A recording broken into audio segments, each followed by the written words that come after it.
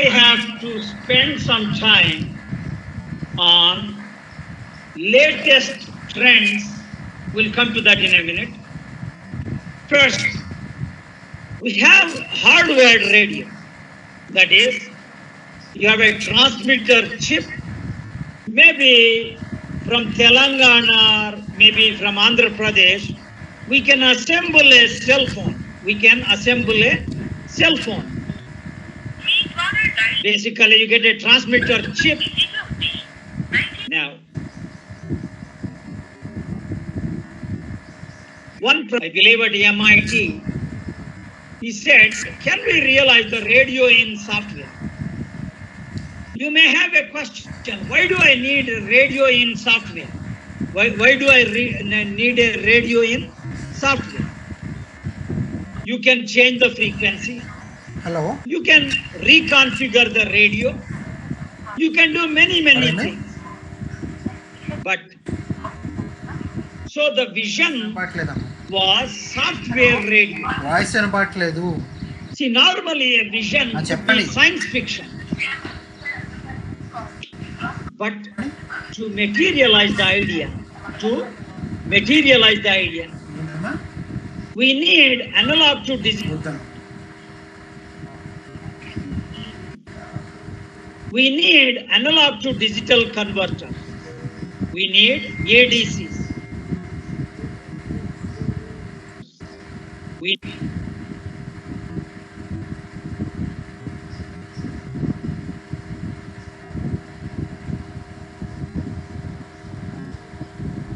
need ADCs.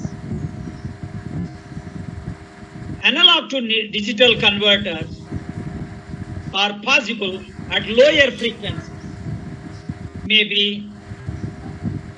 50 kilohertz. But when you go to RF, you are talking of megahertz. And currently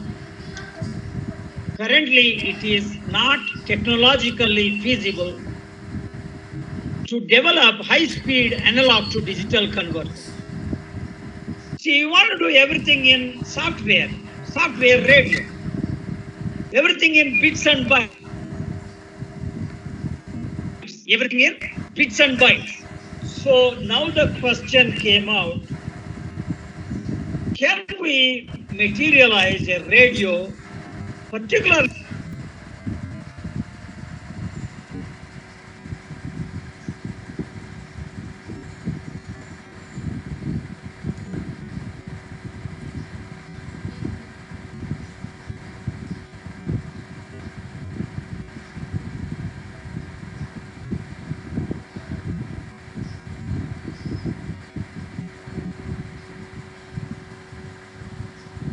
the baseband part of it?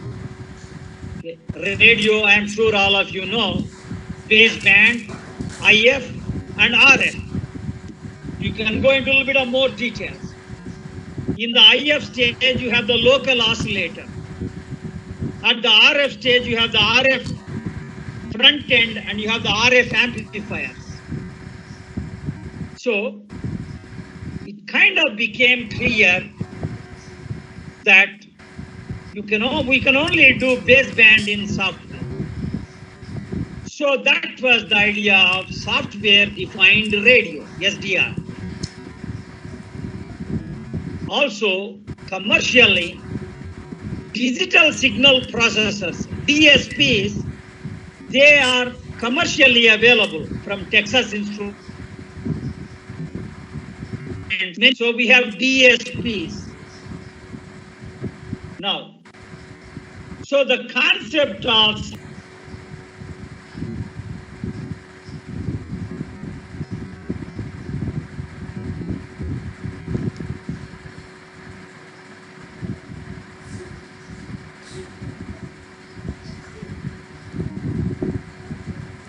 కొంచెం USB wire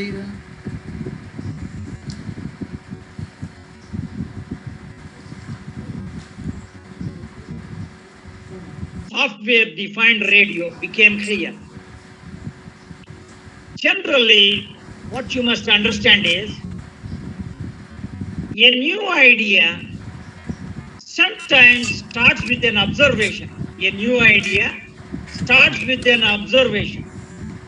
Mottola was working in industry. Mottola was working with software-defined radios, SDRs. So what this fellow Mottola did was, for various reasons, he started doing PhD from Sweden. So in his PhD thesis, he came up with cognitive radio. See, the title of FFD or FDP or STTP, short-term training program, is recent advances in wireless communication. Cognitive radio, though it was there for 20 years, it is still not fully commercialized.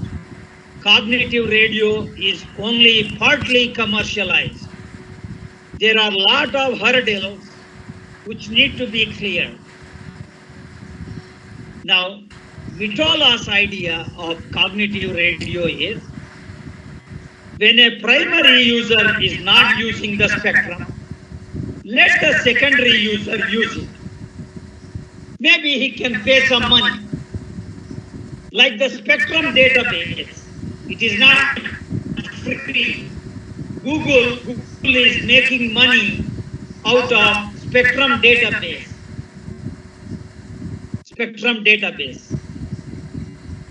You need to pay some money to use the TV white space. Normally, in the terminology of cognitive radio, you have the concept of white space. It is an allocated band, but it is not being used. And you have gray space and other things also. So, to materialize Mottola's idea of cognitive radio, which is interweaving, it is called interweaving. That either the primary user, if he is not using it, secondary user can use it.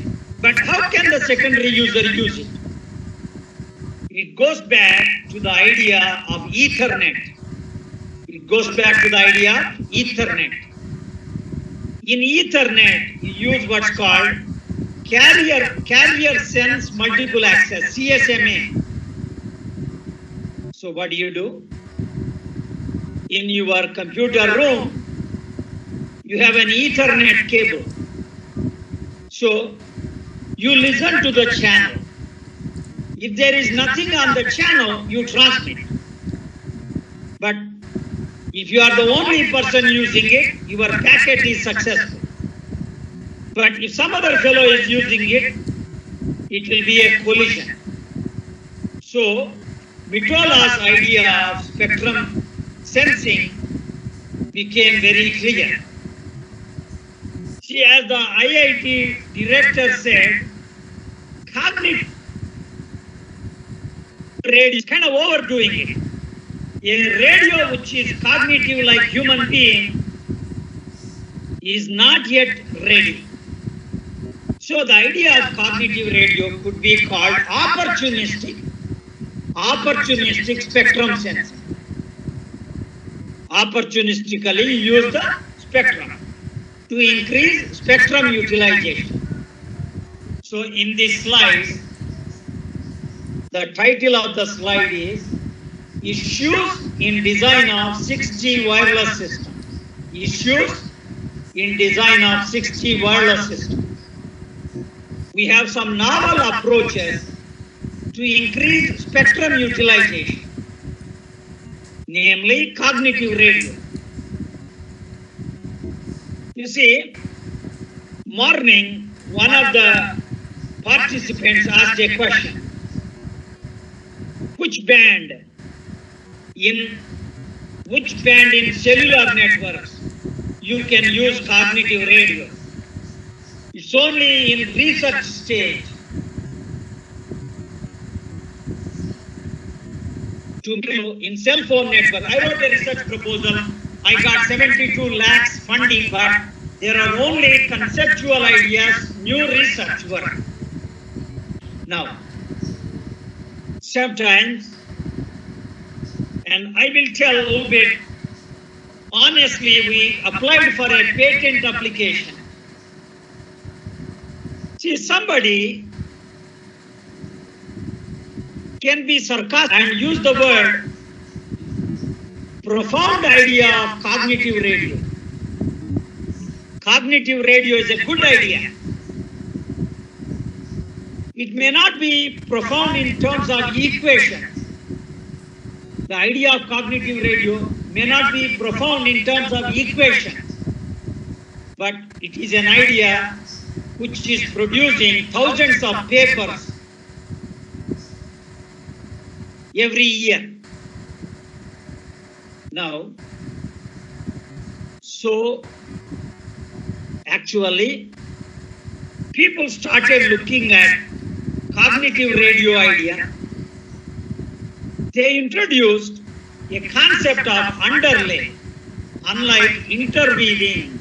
In interweaving, either primary user or secondary user, but not both. But some people said, researchers, can we have primary user as well as secondary user? So that is called underlay. In underlay, if the secondary user does not cause unnecessary interference to the primary user, both can use it. Both can use it. But your transmitter, your receiver has to be very sophisticated. Kind of underlay comes under 6G. Overlay is a similar idea, both you and me, but I must know what modulation you are using. I must know the channel state information, channel related information. So there are three paradigms: interweaving, underlay, and overlay. Now let me go through this slide. So in 6G wireless systems, the innovations are on the downlink. The innovations are on the uplink. See, there are two things. I'll come to that in a minute. You have a 6G network. You have a 6G handset. You have a 6G handset. How do you design the handset? How do you design the network? Now, if you look at the network, there is downlink from the base station to the customer, from the base station to the handset. You have uplink from the handset to the base station. Now, I will spend a little bit of time on novel approaches to increase spectrum utilization. The spectrum utilization has to be 100% if possible. Cognitive radio is one such idea. There are other ideas. There are other ideas to increase spectrum utilization. There are lots of things around which you possibly don't pay attention to, like community radio, like Bluetooth, like Wi-Fi. See, Wi-Fi operates in the unlicensed band, 2.5 gigahertz or 3 gigahertz and so on. 2.5 gigahertz to 5.4 gigahertz. All right. Now, generally you get new ideas when you carefully understand the existing ideas. spectrum or frequency reuse in the licensed band, spectrum. Okay, now the concept of frequency reuse was very vital. Bell Laboratories realized that the concept of cell, what is the concept of cell? You take a large city, you divide the large city into cells, hexagonal cells, or really circular cells, or spherical cells. If I am using some frequency, that frequency I can reuse the frequency in another base station. So what is the idea? It is a property of electromagnetic waves that they attenuate. Electromagnetic waves attenuate with distance. So after a while, the interference from the user in one cell to the user in another cell will be minimal. So Bell Labs demonstrated the idea of cellular telephone. So if you have a cell, hexagonal cell, like benzene ring, a hexagonal cell has 6 neighbors. So suppose in the center cell I use 100 frequencies. Now, in the neighboring cells which are adjacent to it, there are 6 cells. So a total of 700 channels or frequencies. Those 700 frequencies can be reused. 700 frequencies can be reused after certain distance.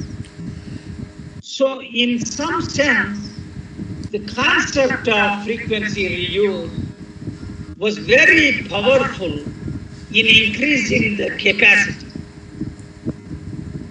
And there is a concept of what's called as roaming. If you are traveling from Hyderabad to some other city, you need a seamless handoff. Sometimes చిన్న అయిపోయిందా you do a vertical handoff, sometimes you do a horizontal handoff. Now, so basically, all these ideas, all these technologies, particularly cognitive, are influencing 5G and 6G. In 5G, you have the concept of small cells. Small cells. That is, you have a cell in which you use some channels. Maybe in another floor of a building, you can reuse the frequencies. So the idea of small cells and head nets was part of 5G. The vision of small cells is not completely materialized. It is not.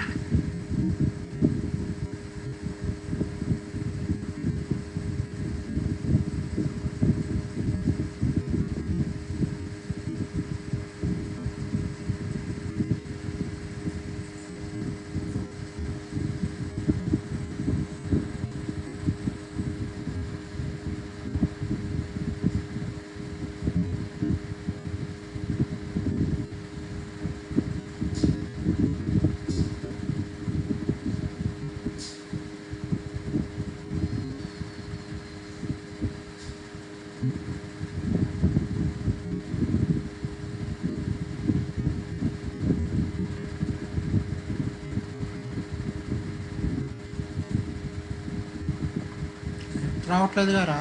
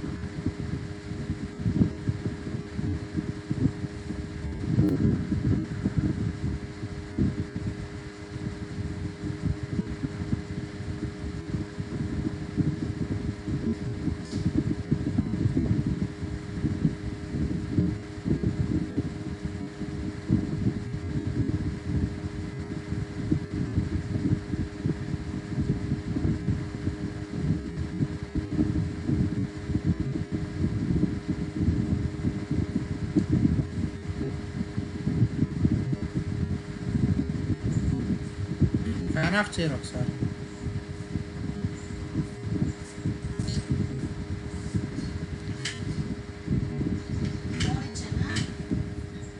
ఎలాగ ఉంది కదా data.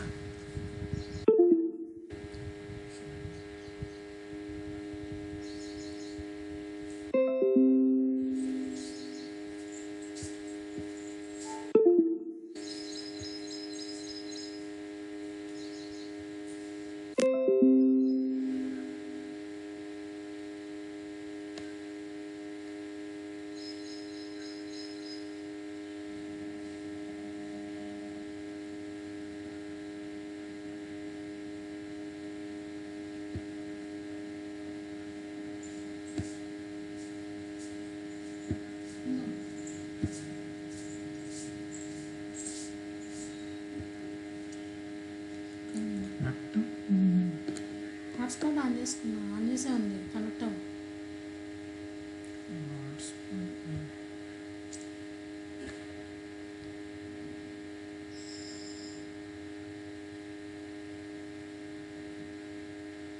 అది of చేయి. ముందు దుర్గా అమ్మ iPhone అని ఉంది.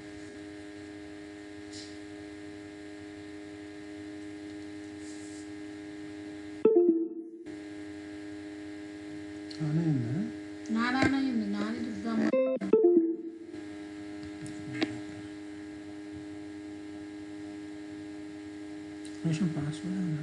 Password ఏమన్నా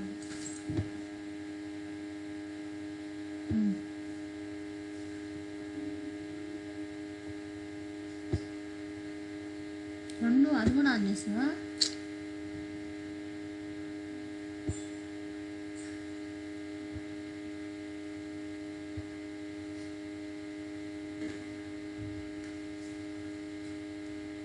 ఆఫ్ చేయి. హాట్స్పాట్ ఆఫ్ చేయి. ఏంటి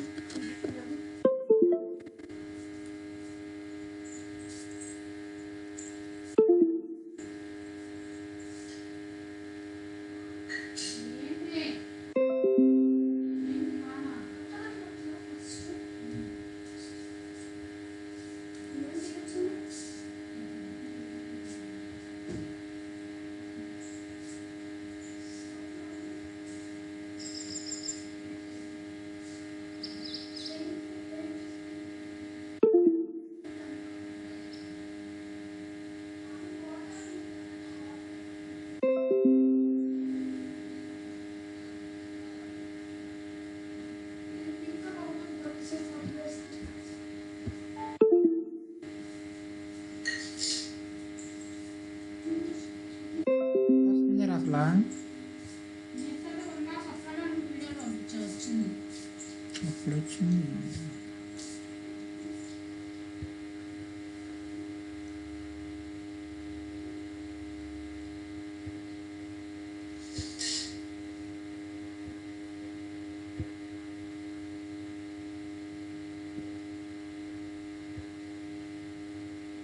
ఇంటర్నెట్ అని వస్తుంది.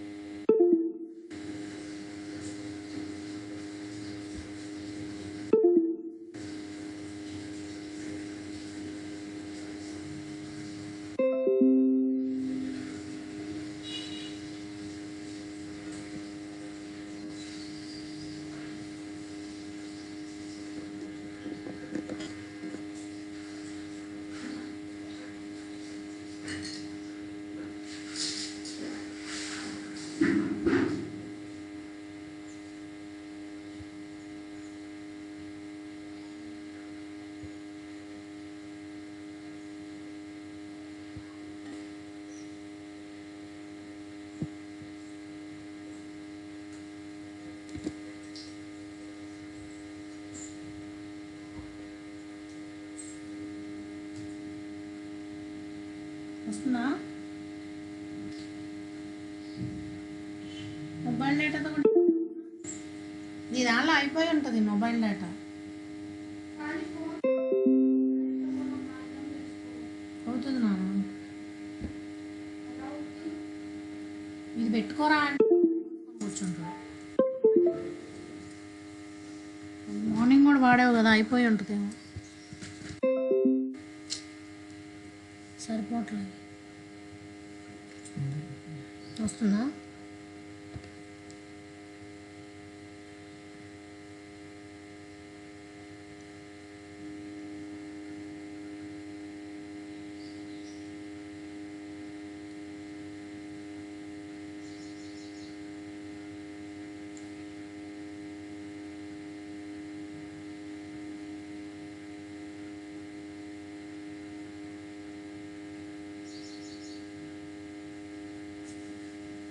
వస్తుందా?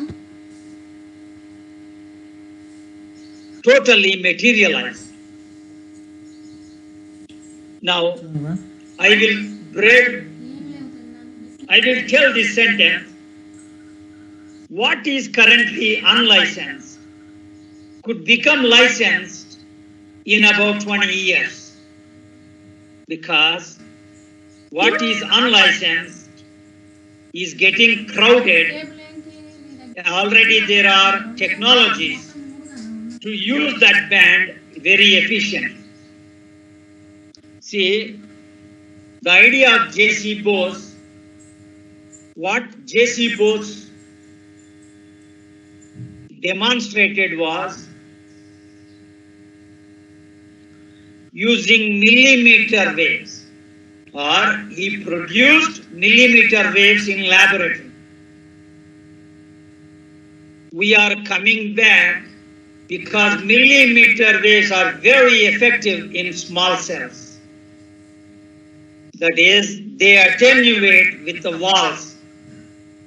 So 6G kind of will involve millimeter wave based communication system.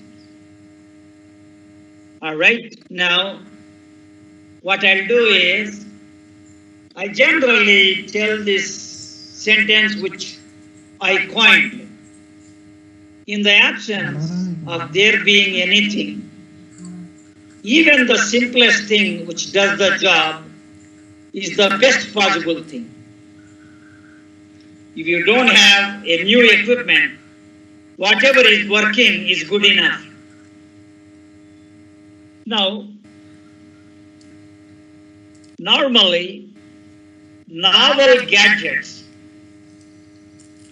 like driving when listening to a cell phone is very dangerous. So, in cars, even motorcycles, they have come up with Bluetooth. Bluetooth was the name of some king in some country. Ericsson, I believe, popularized Bluetooth. And in Apple iPhones 5G, they have, or 4G, they have Bluetooth. And you will see the Apple iPhone, they have a hookup in your ear. So, novel gadgets, novel ideas, novel concepts are being proposed for increasing the spectrum utilization. And increasing the spectrum utilization with innovations in the handset and innovations in the network, in the downlink and in the uplink. Dr. Jayalakshmi Madam. Sir? Can we take some questions if there are any questions?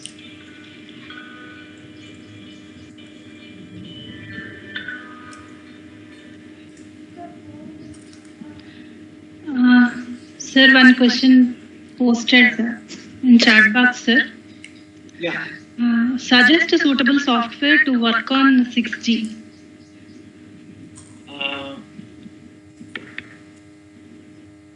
Suitable software, say 6G is still in conceptual stages. To the best of my knowledge, there is no open source software or commercial software. I may be mistaken, but to the best of my knowledge, it is in still conceptual stages and experimental stages. 5G is already, it's becoming reality, yes. Yeah, next question. If there is, otherwise, we'll continue.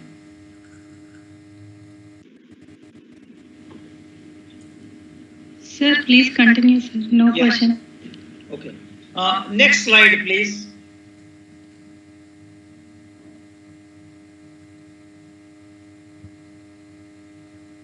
Praveen, next slide.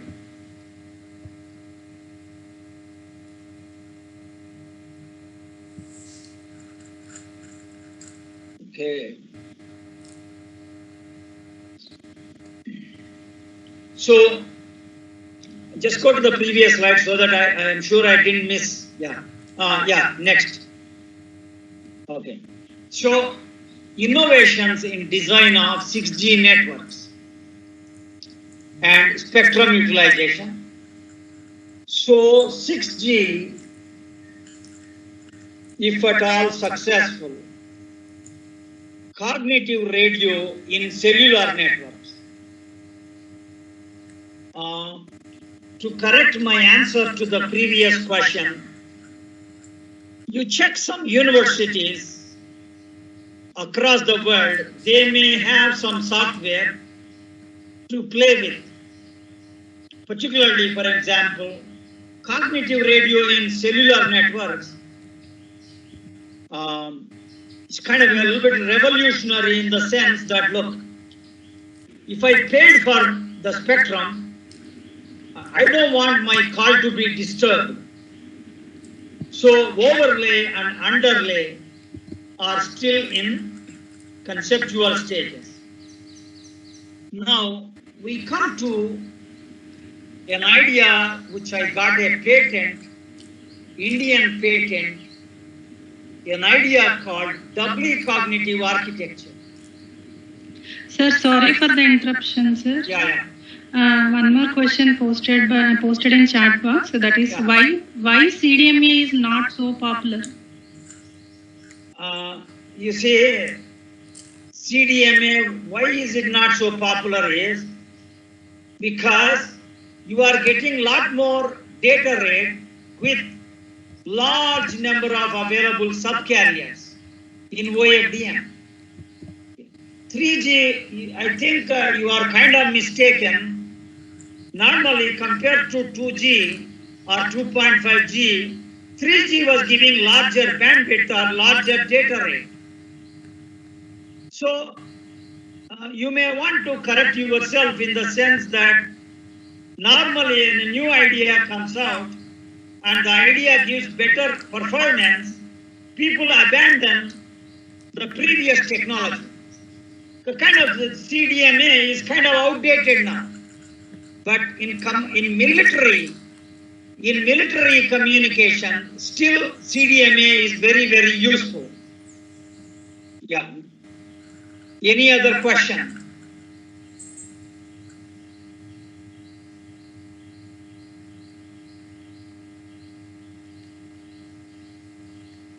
Any other question? Otherwise, we'll continue. Normally, when you do spectrum sensing, like I wanted all of the participants to understand cognitive idea carefully, because cognitive radio idea is kind of driving some efforts in 6G. Some time ago, we conceived this idea. Cognitivity with respect to primary user. you kind of sense the spectrum, check whether primary user is there. If the primary user is there, you stop, you don't transmit. If you transmit. Now, some time ago we said, look, how do we sense intelligently? That is, you look at the traffic in the past 1 year. You look at the traffic in the past 1 month. Now, you are looking at the traffic where there was large number of calls or large number of successful communications. You are looking at the bands where the traffic was not very high. Now, if you want to sense intelligently, if a lot more traffic is going to be there, you are pretty much utilized. So chances of the primary user being there is high. So you don't spend a lot of time sensing. Suppose there is a band which is kind of not highly used. So what do? You spend a lot more time sensing whether the primary user is there or not.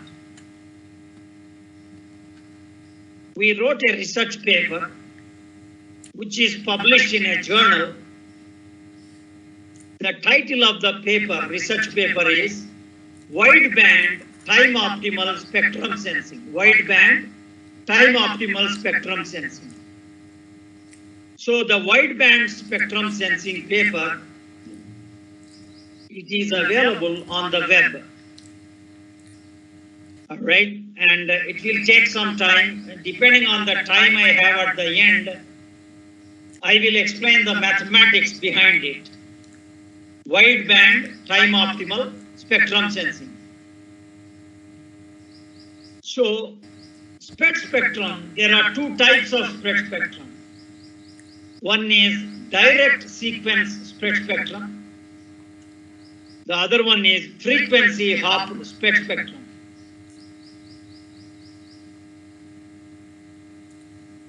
You use the idea of signature sequences. In frequency hopped spread spectrum, you hop over frequencies using a random number generator. You have a random number generator and you hop over frequencies. Typically in military communications. Now, in that research paper just now I mentioned, we proposed what's called frequency hopped spectrum. That is, you sense spectrum bands by hopping over, not in the order from 100 megahertz to 200 megahertz to 300 megahertz, not serial. You look at the traffic based on the past history of traffic, you hop over the frequencies. Now, this idea of doubling applies to cognitive radio with interweaving. But sometimes you look at base stations, you look at the traffic history. In some base stations, there are large number of calls. In some base stations, there are small number of calls. That is, temporally, time-wise, spatially, the traffic varies. One gentleman asked a question, why does statistical communication ideas? You see, when you look at calls, telephone calls, you come up with a random process called as point process. It's called as point process. That is, the calls are occurring at time points. the intercall time, the number of calls during a time period, these are not deterministic, they are random. So there is an entire research area called stochastic geometry. Stochastic geometry. You want to efficiently use the available channels. So what you do, you kind of log the data. You kind of know the history of call traffic in various bands. And you may want to fit a model. That is, given the calls in the morning between 9 a.m. to 10 a.m., can I decently predict what will be the number of calls tomorrow? What will be the number of calls in a month? So, if you can predict, it makes sense to allocate the channels dynamically rather than statically. So what I mean by that is, if there is larger probability of channels being utilized, then you make sure that you give lot more channels to that base station. If the number of calls is going to be very small, then you don't need that many channels. So the name of the game is to increase spectrum utilization. To make an intelligent use of spectrum utilization. So you are coming into machine learning, you are coming into data science. See, normally models could be statistical models. Statistical models have some assumptions. Sometimes there are what are called data-driven models. You collect the data and you do the prediction. All right? Now, next slide, please. So this slide is about innovations in design of 6G networks. Already, full duplex networks. Now, wireless communication is half duplex. What do you mean by half duplex? You can either receive or transmit on a single channel. You can either receive something or you can transmit on that same channel. But researchers at Stanford, they said, can we do self-interference cancellation? So they have done research work on what are called full duplex wireless communication. And 6G, I think the effort was successful, and the full duplex radios are kind of reality. Full duplex radios. What's the advantage? You can do transmit as well as receive, so you are increasing the capacity. Another idea is beamforming for reusability of channels. Any antenna has a radiation pattern. It radiates electromagnetic waves. Normally, if you want to have a radiation pattern, there used to be manual steering of the antenna. That is, there is a main lobe, there are side lobes. There is a main lobe and there are side lobes. The signal strength in side lobes is very small. So, in some sense, if we can do beamforming, then some channels can be reused. So, you see, whether all these ideas become commercial. See, sometimes some ideas become commercial because they can be realized very easily. Sometimes some ideas they create hype, but they never get materialized. Now, millimeter wave networks. What are millimeter wave networks? Here it is. I think I said this in the morning. To increase the capacity of a wired channel, you put some more cables. You just increase the number of cables, capacity doubles, triples. But in wireless networks, it's a rare spectrum resource. The electromagnetic waves, you need antennas, you need the transmitters, you need the receivers. But sometimes you can convert a disadvantage into an advantage. You can convert a disadvantage into advantage. Mainly the advantages are millimeter waves get attenuated real fast.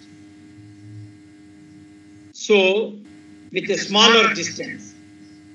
So, by having small cells, you can reuse the frequencies.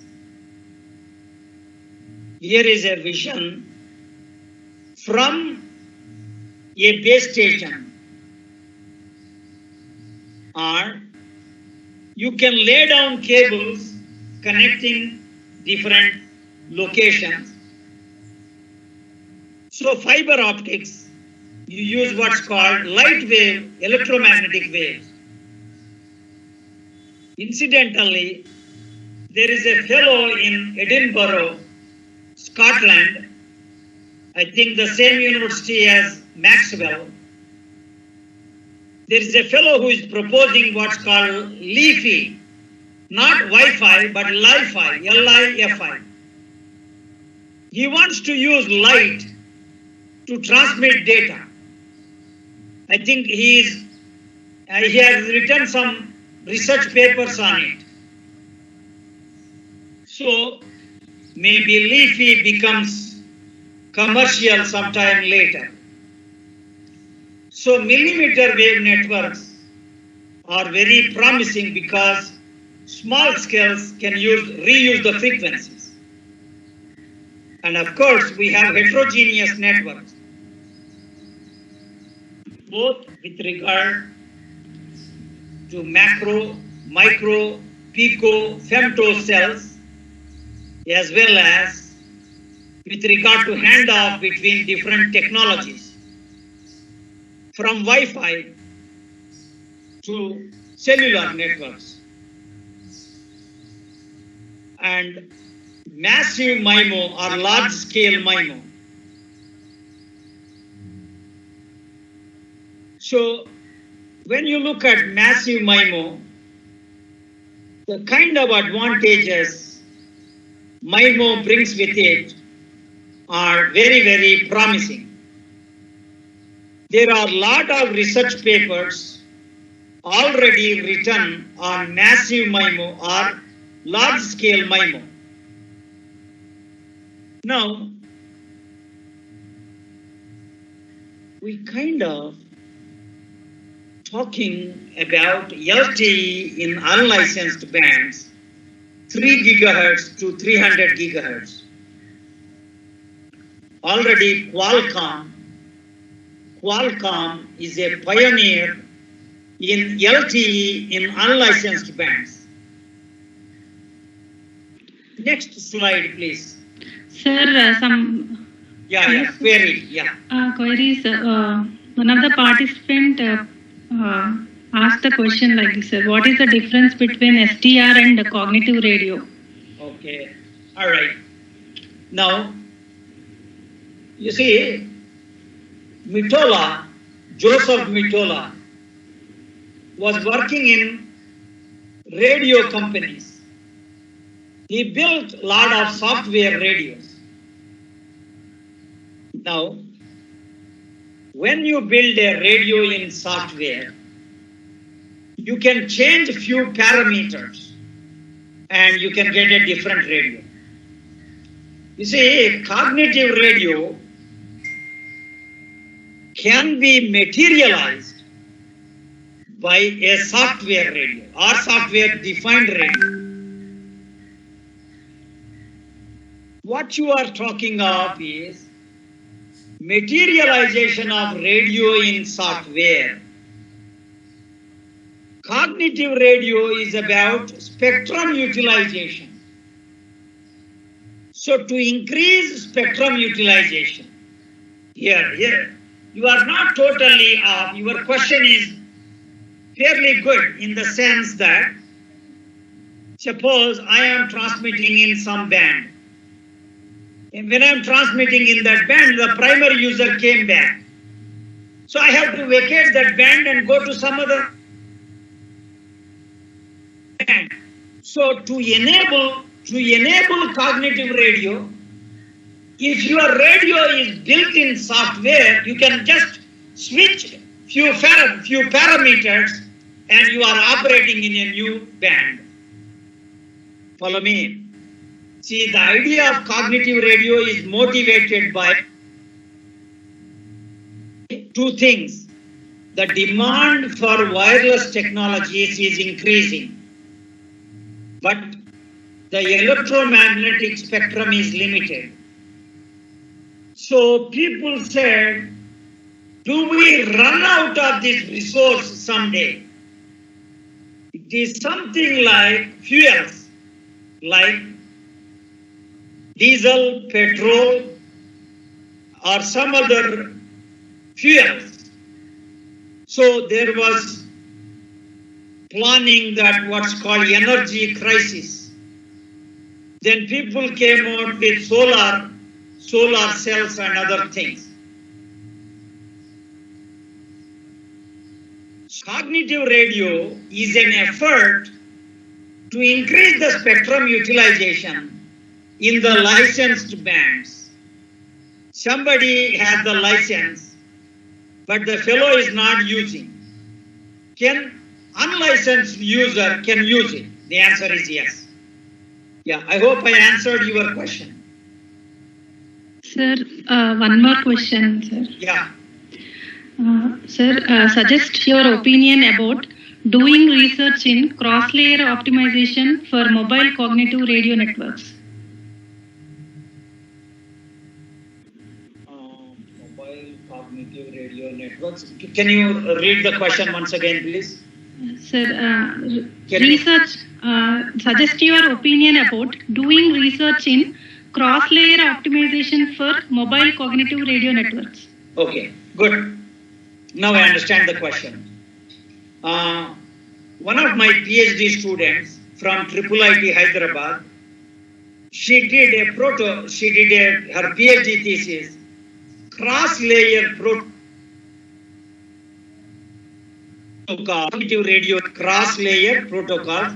I'll give her name. You can do a search. Her name is Deepti Singhal. She did her PhD in that area. So it's a good area. Okay? Yeah. Any other questions?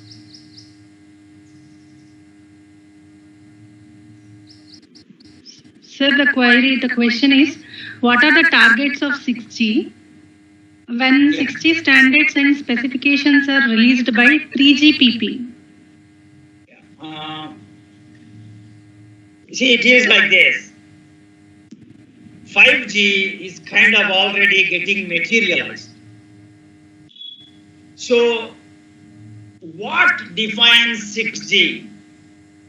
See, the title of my talks was about artificial intelligence in 6G networks. So, what constitutes about the radio sets? Is it about incorporating cognitive radio? Is it about full duplex radio? These standards and questions, they are currently being proposed in research. See, the whole 6G is still in the stages of research. Actually, standards, to my knowledge, I may be missing something, but to the best of my knowledge, so far there are no standards released on 6G communication. Maybe to the best of my knowledge. Yeah. Sir, one more question. What will be the major difference in handset of 5G and 6G? Okay, we are coming to that. I hope I have enough time. Yeah. Can you tell me how many? What is the current slide number?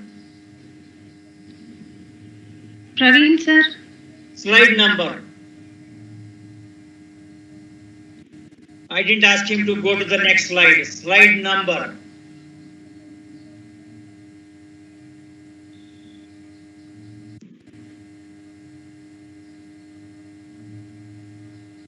Fifth slide, sir.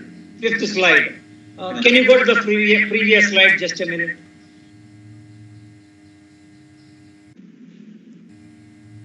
Okay. Sir, one small announcement, sir. Yeah. So, all the participants must post afternoon attendance in question and answers chat box between 3 to 3:30 p.m. Can you go to the previous slide just for my clarity?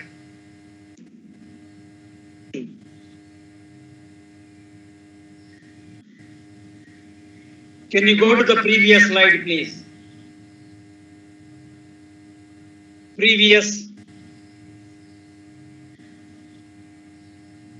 You are going up. I believe you are. I want you to go to the previous slide. Yes, sir. Okay, yeah. Next. Okay. Now, LT, yeah, next slide. Now, see, these days, the idea of software-defined radio led to the concept of software-defined networking. There is a protocol called Open Flow Protocol. You are decoupling the data plane and the control plane. Software routers. These are already currently being developed. So 6G networks could be fully realized in software-defined networks. Innovations in the downlink. So, I believe some time ago I said, you want to use the channels effectively.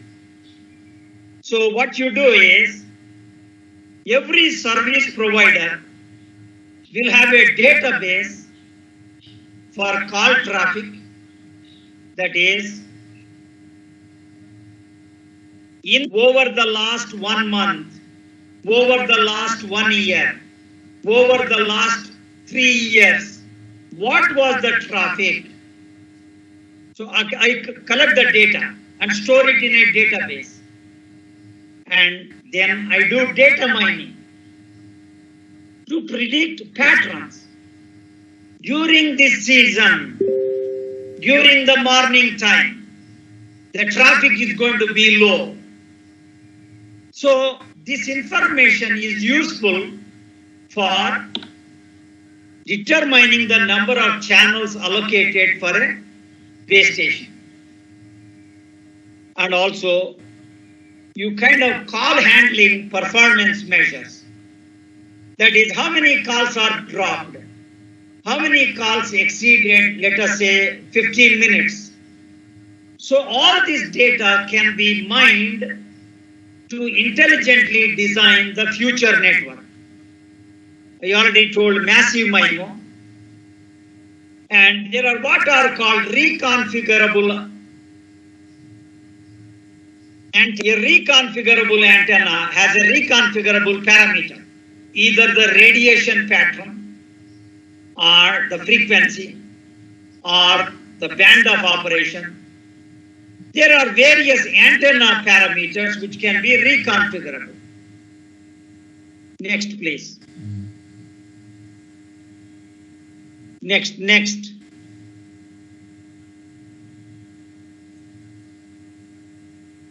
Okay. Now, Sir, one question posted by the participant. Yeah. Can I read out, sir? Yeah, read out. Which is the dominant mode of fading in 5G cellular communication?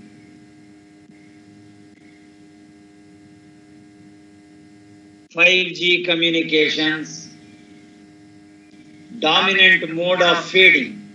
Yes, sir. Do you talk about frequency selective fading? What kind of fading you are? See, look, there are Rayleigh fading channels, Riccian fading channels, and Origami fading channels. Now, what is your question about?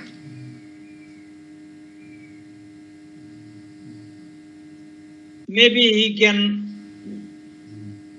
What do you mean by dominant mode of fading? Okay, let us kind of talk about innovations in design of 6G networks. Normally, most telephone networks used to have what are called operations support systems. For supporting the operation of 6G network, you need some network management systems, prediction of seasonal call traffic, enable taking intelligent decisions for network operation and maintenance. See, we have lots of data collected that can be easily collected. In any data science application, using deep neural networks, using techniques in machine learning, lots of new questions can be answered. So we want to predict seasonal call traffic. We want to be able to take intelligent decisions for network operation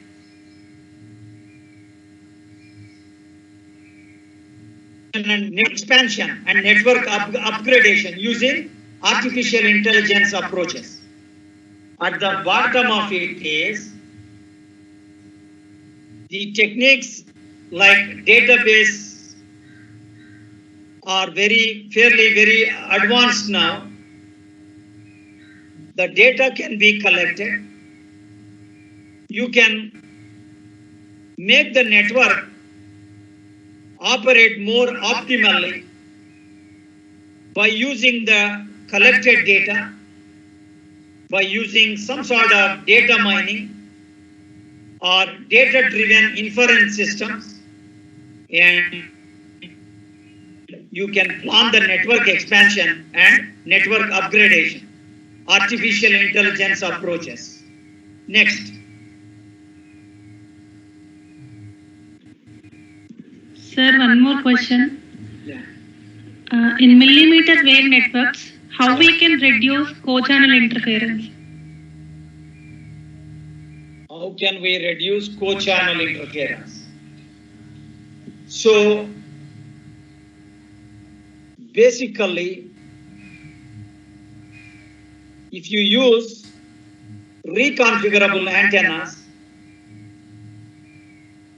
within the, so you have a millimeter wave network and you have a transmitter and a receiver. So there are existing ideas in how to mitigate interference. Some sort of beam forming normally when you are talking of millimeter wave networks, their coverage area is normally very small. So you are in environments where the environment is under your control. So the way you see interference could be due to use, but there is an advantage that the signal strength goes down really very fast. So using some sort of within indoor beamforming, you can mitigate interference. Right. Now, next, any other question? Yes, sir. Yeah. Another question is, what are the data rates expected to achieve in 6G? Gigabits per second. Gigabits per second. Or multiple gigabits per second. Yeah. Uplink innovations. Local MIMO. Say this. That person who asked about millimeter wave networks, nano antennas. You kind of develop nano antennas and some innovations related to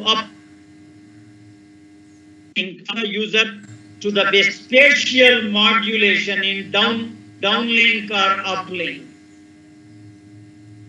I already told you that you can use antenna index to kind of use as an index for modulation, And other issues are like improvement of quality of signals inside buildings. See, normally, one gentleman asked about fading. You experience fading outdoors, but serious problem normally occurs indoors. To improve the quality of signals inside buildings, what kind of signals you are going to, what kind of channels you are going to use, and also to increase spectrum utilization, operator cooperation. That is, if some operator has license for some bands and person, you can let other operator use them. And also application specific 6G networks. You see, cyber physical systems like wireless sensor networks are already a reality. The kind of computing that you do, like cloud computing is internet-enabled computing.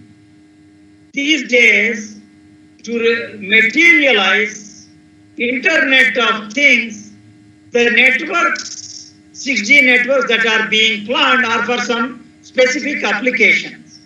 Next, please. Next question, sir. How we can model data loss that happens in cognitive radio when secondary user shift to other band? Okay. See, when some user is moving to the other band, you want to, can you read the question again? Yes, sir. How we can model data loss that happens in cognitive radio when secondary user shift to other band? Okay. To be honest with you, unless there is either overlay or underlay, in which the primary user and secondary user are coexisting in the band. What we mean by that is the interference temperature is relatively low. So when a user switches the band, unless you are able to say only when a cognitive user has successfully used some band for certain amount of time, we can have logging. We can log that. But if a user has not been able to even utilize the channel for even a small amount of time, there is no way that you can log the data. Okay. Now we talked about operator cooperation and channels, application-specific 6G networks. Next, please. Next slide. So, most of the kind of questions that you are kind of asking is, still the ideas are in research stage. Not even prototypes are built. So 6G wireless communication systems with artificial intelligence. Weak AI or strong AI? There was a question, how will the handset differ? So artificial intelligence is in the handset or artificial intelligence is in the network? Artificial intelligence related to applications of 6G networks. I think most of you know that cloud computing became very popular because just like electricity, you can pay for software, you can pay for computational tasks, and you can use the data center. But the delay involved in using the data center resources sometimes is exorbitant or it is simply not useful. So in that sense, what people said is, let us talk of edge computing. Instead of cloud computing, let us talk of edge computing. Edge is very close to the consumer, let us say in IoT setting. In edge computing, you have fog computing, mist computing, and dew computing. What is fog computing? Within, let us say, university, you use the local resources.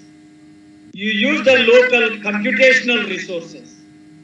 You use the local network. You can use the local actuators to get the job done. So that is edge computing enabled by 6G networks. Artificial intelligence related to applications of 6G networks. That's what I just now talked about. Yeah. In artificial intelligence in handset, one of the simplest is speech recognition in a handset. You can have a wish list of features that you want in a handset. Artificial intelligence in network, namely the automation of network operation.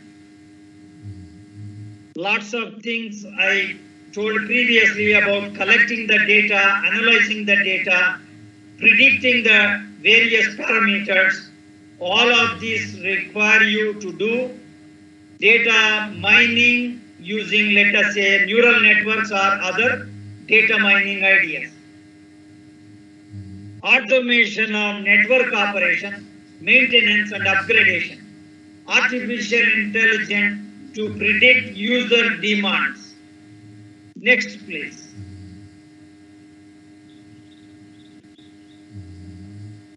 Sir, same sir. Is there any data loss recovery methods in cognitive radio? Data loss recovery methods. Data loss recovery methods. Say again. Sir, is there any data loss recovery methods in cognitive radio? See, to the best of my knowledge, unless you kind of log the information, if there is data loss due to switching the channel or because of too much, unless you somehow logged the data, there is no way that you are going to be able to recover the data loss. That's to the best of my knowledge. Next slide, please.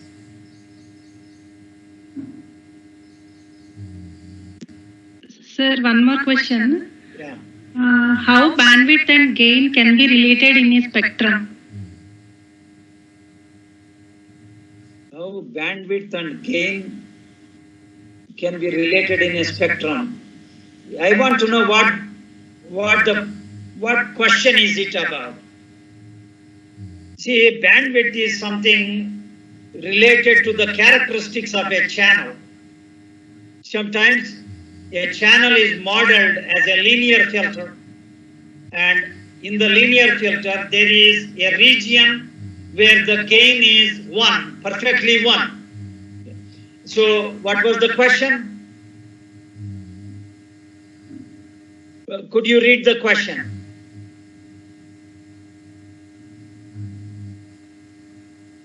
Sir, Jayalakshmi, could you read the question?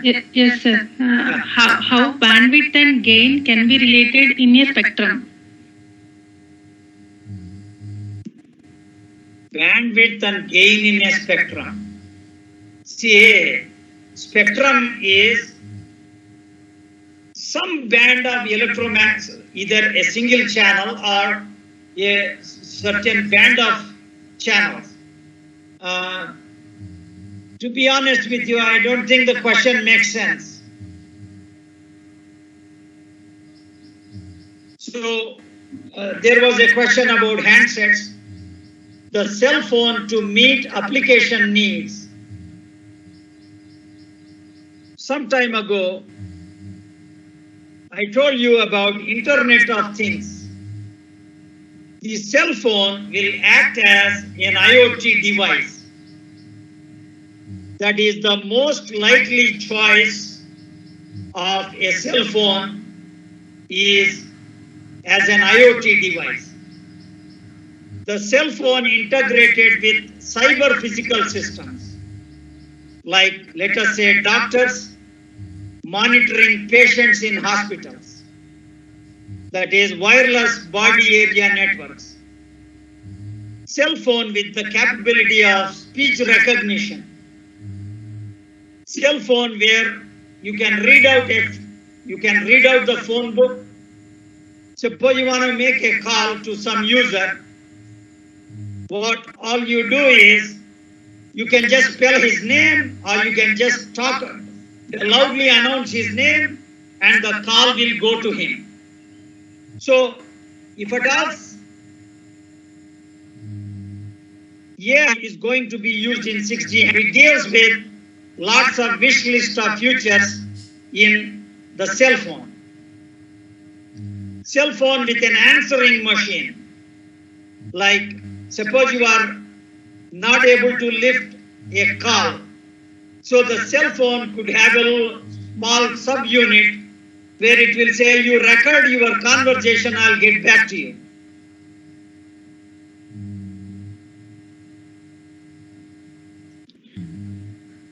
For some reason, Jayalakshmi, can you see the slides? Yes, sir. Yes, sir. Yeah. Cell phone with an answering machine. Next, please.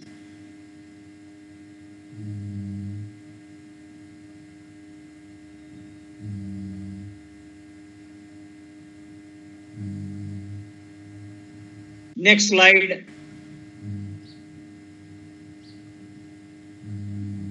All right.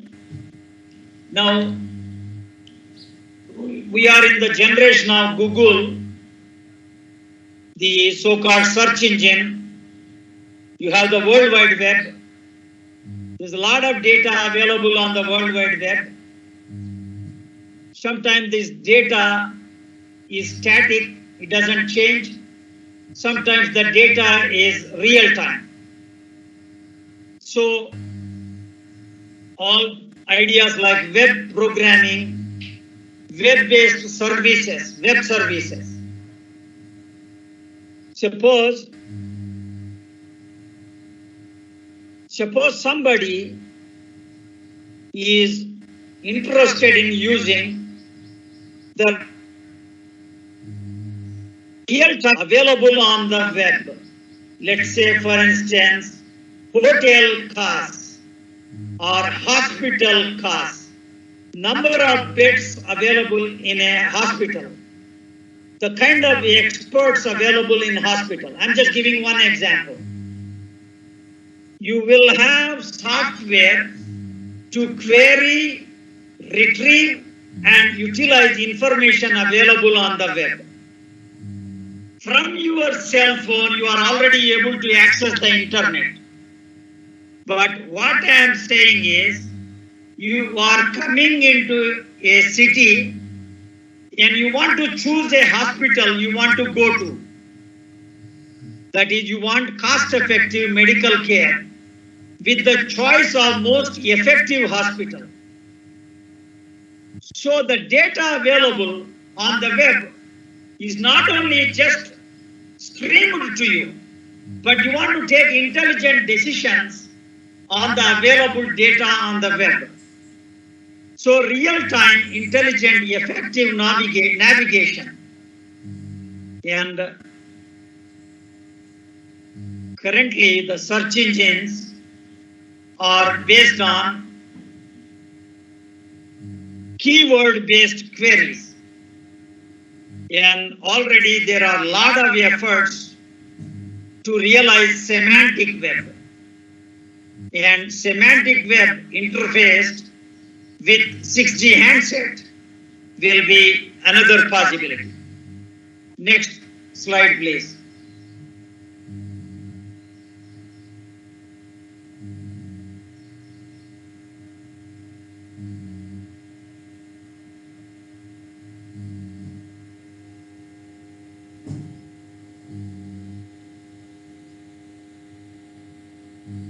Next slide, please. Praveen Kumar, next slide. All right, so future cell phones, already current cell phones have already, I'm sure Apple or Alexa, these are speech recognition software, Siri, already available. So lots of weak AI tasks could be done using the cell phone. And cell phone will be most likely IoT device. You want to monitor your house from your cell phone. You want to check whether you want to turn on a geyser when you are coming home, you want to take bath, you want to turn in a geyser using IoT. So future cell phone handsets will have onboard operating system as in laptops and outlook like futures, highly innovative mobile applications with nested directories, instant access to 3D cameras on handsets, and CNN, convolutional neural network based software for handwriting recognition and OCR software. So already there are a lot of different technologies, and smartphone is something which will play a lot of useful role in 6G communication systems. Next please.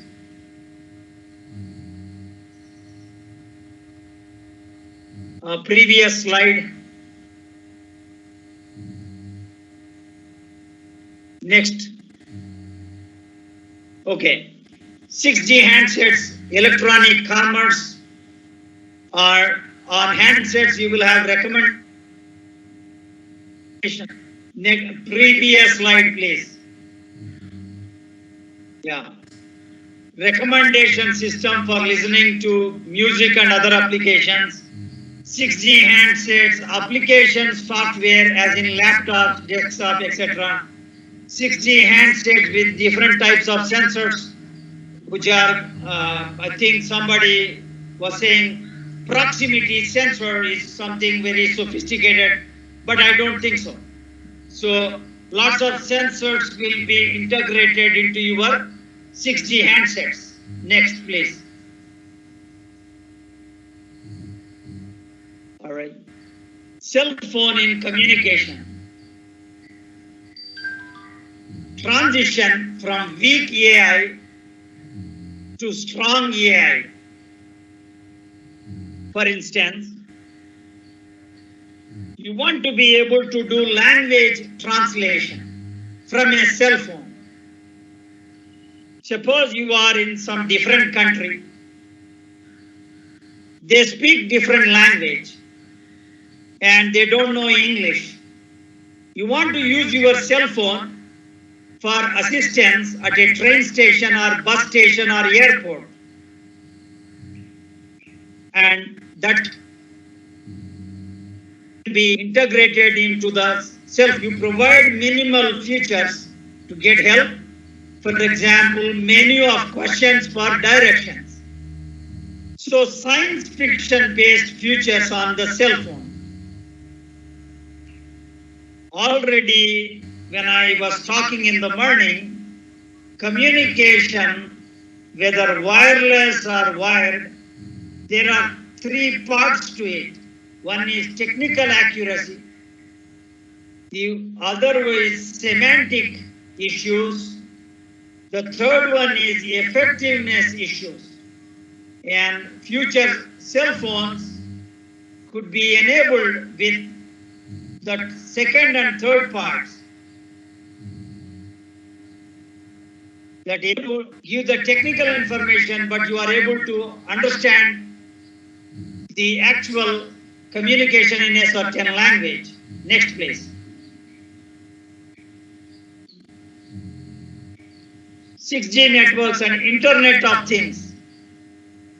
IoT, for example, speech recognition enable voice-based querying of information on the web.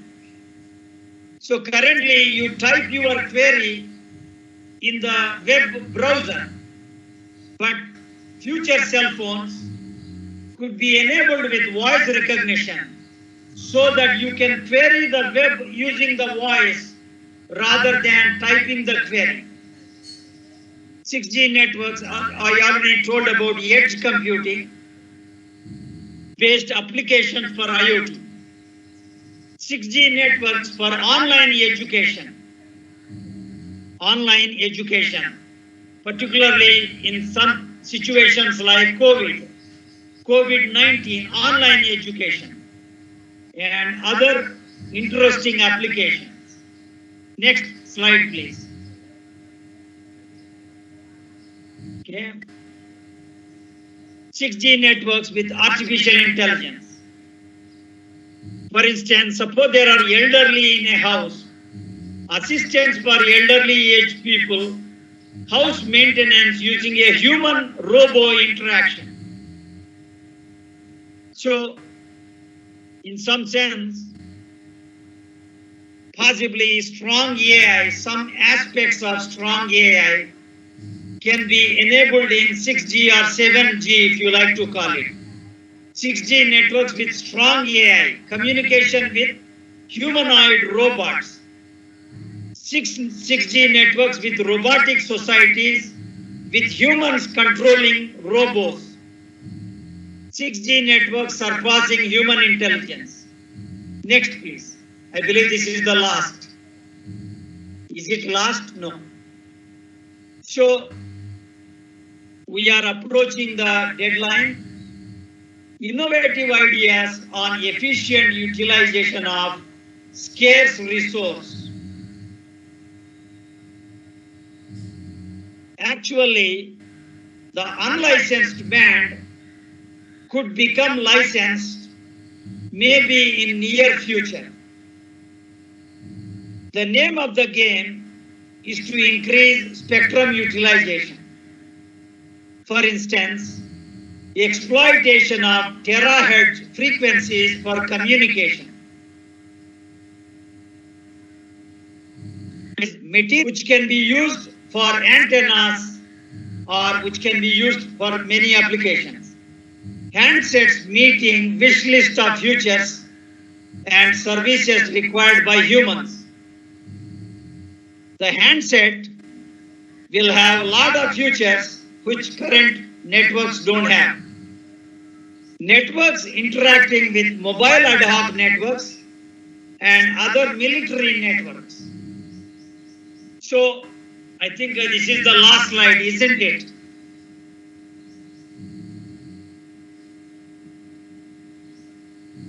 Advances in machine learning, for example, deep learning. In many applications, deep learning can do things which human beings cannot do much more accurately. So deep learning will have an effect on operation, maintenance, and utilization of 6G networks for various applications needed by human societies. Transition from weak AI in handset as well as network to strong AI.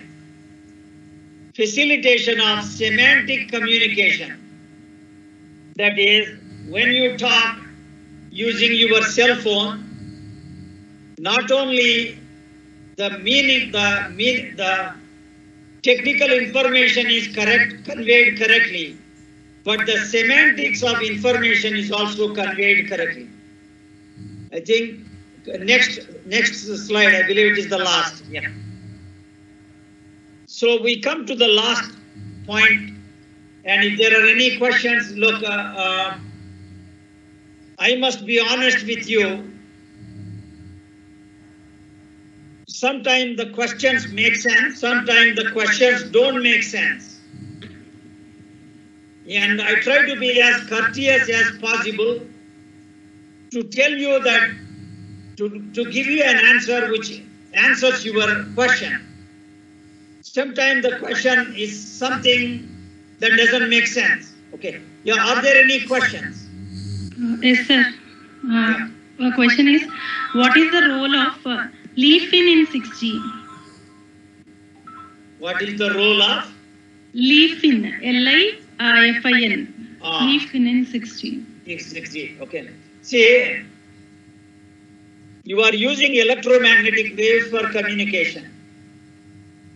You are also using light in wavelength division multiplexing in fiber optic networks. So what this fellow's idea was to be able to use light for increasing the available communication, the electromagnetic waves enabling communication. So LEAFY, if at all it is successful, then it will enable you to do communication, the kind of capacity that you can achieve will be increased. Yeah, any other question? Sir, question is, what are nano antennas? Can we relate to CNT antennas? Can we relate to? CNT antennas.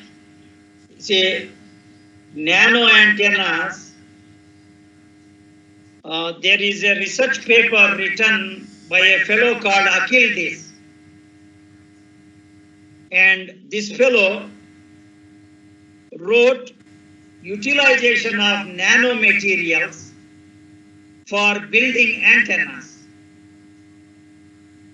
They could be, see, already MEMS technology is currently used to build antennas.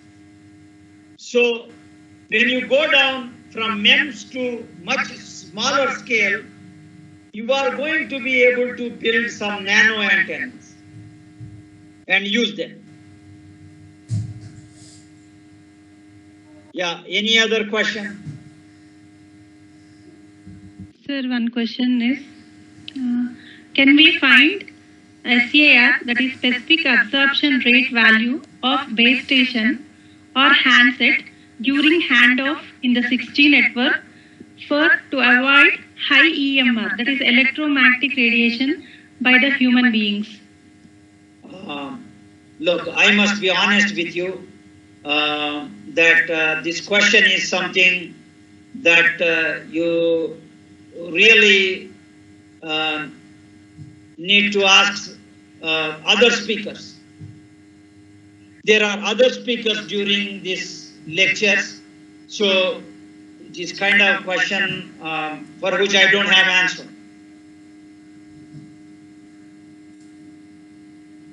Sir, one more question, sir. Yeah. Can we give any guard band in cognitive radio communication to reduce interference between primary user and secondary user? Okay, that can be done. Actually, using guard band is it's a kind of an idea which has been there from the time of multiple access networks. For instance, in my PhD thesis, we proposed a CDMA, slotted Aloha networks. So in my PhD thesis, I introduced a guard band so that it can be effectively used. Yes, the answer to your question is yes, and possibly should be.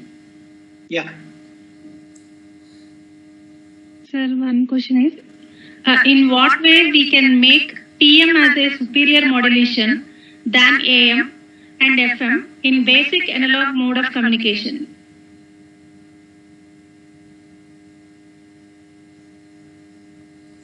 Could you read the question again?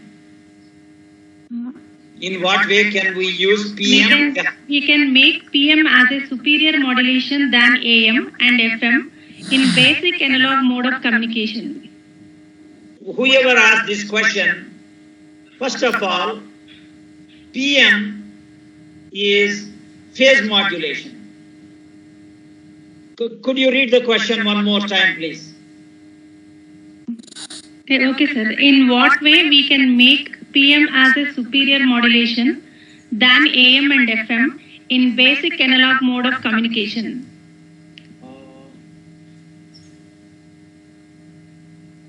Analog modulation, superior, phase modulation.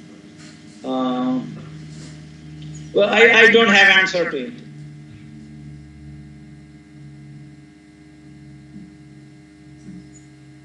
Sir, one more question, sir. Yeah. What type of sensors are used for sensing frequency spectrum? Sensing frequency spectrum. That is, if some type of material is able to respond to certain electromagnetic wave, that type of sensor will do the job.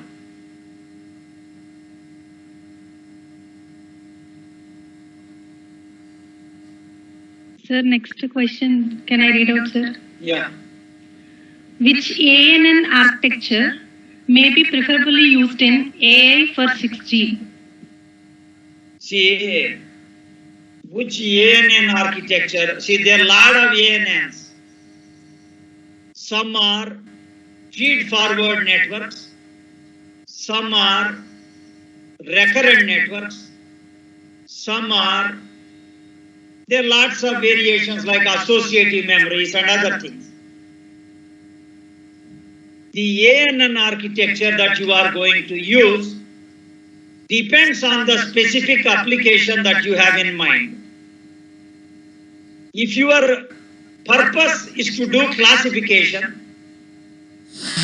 deep neural networks with lots of hidden layers are kind of doing things better than human being, provided you have sufficient amount of data. Provided you have sufficient amount of data. Yeah. Sir, next question, sir. Which error detection and correction codes are going to be used in 6G other than turbo codes and LDPC codes? I think those are good enough for now. Polar codes, there are some things called polar codes, which are kind of very useful. If you can achieve the capacity, then there's nothing which beats that. But only thing is the complexity of encoding, whether the decoding can be done in real time. So those are the kind of issues involved. Yeah.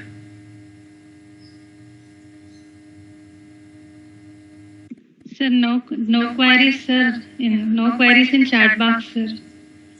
You see, it is like this. I know certain aspects of the topic very well. I kind of try to start from very basics and take you through some wish list of features in future cell phones. And if you are expecting something like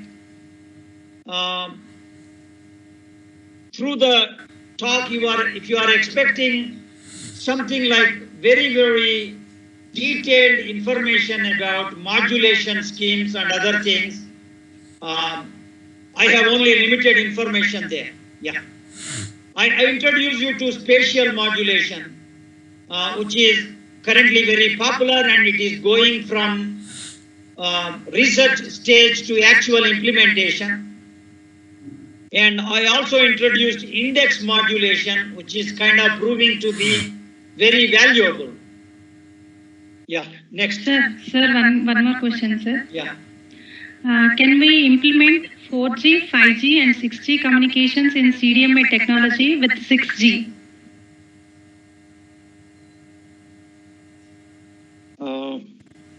See, I must be sorry to say that the question kind of see the transition between 3G, 4G, 5G, 6G is for some variety of reasons. Your question may be hinting at, can we make effective utilization of a single channel for multiple users using something like CDMA type idea? Possibly yes. Possibly yes. Yeah.